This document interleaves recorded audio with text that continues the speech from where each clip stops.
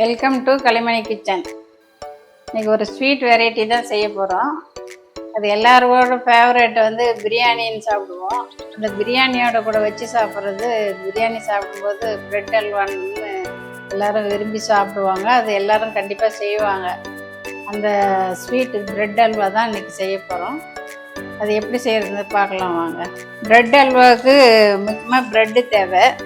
அது வந்து நம்ம அதை எடுத்துக்கலாம், ஒரு 6 ஸ்லைஸ் மாரி எடுத்துக்கலாம். கொஞ்சமாக தான் செய்ய போகிறோம். அதில் இந்த ஓரம் கார்னரும் எல்லாம் கட் பண்ணி எடுத்துடணும். நம்ம இது எண்ணெயில் தான் ஃப்ரை பண்ண போகிறோம்.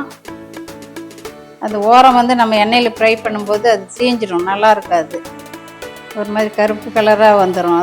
அதனால் இது பூரா எடுத்துகிட்டு இந்த ஒயிட் ஆகிறத மட்டும்தான் நம்ம சேர்த்து செய்ய போகிறோம்.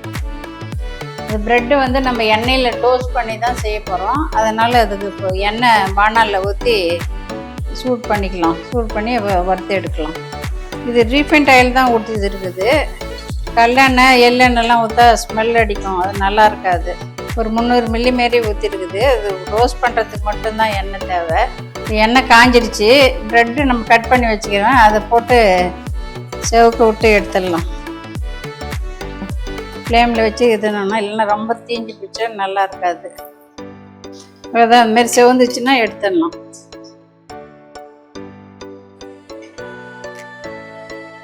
இப்போ ப்ரெட்டு அது டோஸ்ட் பண்ணி எடுத்து வச்சுக்கிறோம்.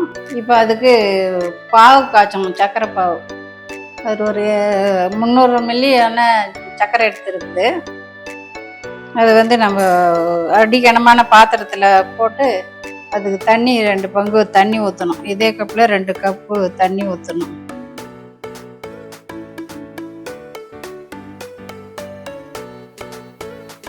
தண்ணியும் சர்க்கரையும் கொதிக்க ஆரம்பிச்சிருச்சு. இதுக்கு பாகு பதம்லாம் ஒன்றும் தேவையில்லை.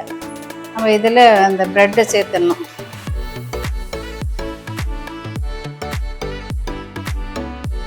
ஒன்று 2 ப்ரெட்டு மசியாமல் இருந்தால் கூட நல்லாயிருக்கும், மென்று சாப்பிடும்போது நல்லாயிருக்கும். அப்படியே வேக வேக அப்படியே கரைஞ்சி வந்துடும். இல்லையா, இந்த ப்ரெட்டெல்லாம் இந்த சர்க்கரை பாகில் வந்து வெந்து கரைஞ்சிருச்சு நல்லாவே. 1 2 அப்படி இருக்குது. அது இருந்தாலும் பரவாயில்ல. அப்படி நம்ம பால்கோவா சேர்த்தும் போது அதுக்குள்ளே அதுவும் வெந்துடும். இது பால்கோவா ஒரு 100 கிராம் வாங்கி வச்சுருக்கு, அது சேர்த்துடலாம். சர்க்கரை போடாத பால்கோவா கிடச்சா அது வாங்கி கொடுங்க. இல்லைன்னா சர்க்கரை கிடந்தா கொஞ்சம் சர்க்கரை விலை வந்து கம்மி பண்ணிக்கோங்க. இதே பால்கோவா போடாமல் கூட செய்யலாம், ஆனால் இது டேஸ்ட்டு ரொம்ப நல்லாயிருக்கும். இதில் நம்ம ஏலக்காய் பவுட்ரு பண்ணி வச்சுக்கிறோம், சர்க்கரை கலந்து மாரி இப்போ அரைச்சி வச்சுக்குது. அது ஒரு 2 ஸ்பூன் சேர்த்துக்கலாம். கொஞ்சோண்டு உப்பு, ஒரு சிட்டிகை மாரி, அந்த ஸ்வீட்டை வந்து எடுத்து கொடுக்கறதுக்காக. அந்த ஜீராவில் அந்த ப்ரெட் எல்லாம் வெந்து கரைஞ்சி வந்துருச்சு. இதில் பால்கோவாவும் சேர்த்து அதெல்லாமே எல்லாம் மிக்ஸ் ஆகிடுச்சு. இப்போ இந்த ஸ்டேஜில் இறக்கி வச்சுட்டு நம்ம அதுக்கு கொஞ்சம் முந்திரி வறுத்து அதில் போடலாம். இதுக்கு நெய் நிறைய தேவைப்படாது.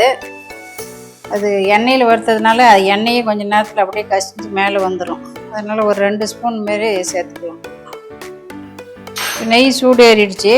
அதில் முந்திரி வந்து 4 கட் பண்ணி வச்சுக்குது. அதை வந்து இதில் போட்டு வறுத்து அதில் சேர்த்துக்கலாம். இது நல்லா வறுபட்டுருச்சு. இப்போ இதில் சேர்த்துடலாம்.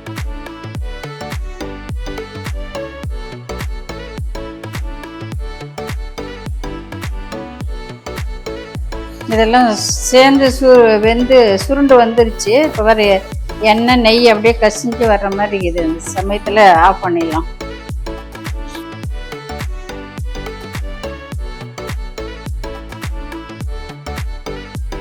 ப்ரெட் அல்வா தயாராகிடுச்சு.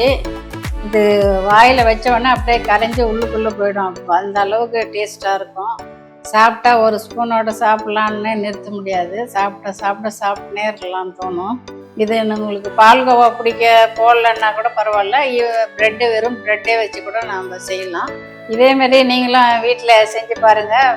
குழந்தைங்களுக்கும் செஞ்சு கொடுங்க. அதே இன்னொரு வீடியோவில் உங்களை பார்க்குறேன். And then by.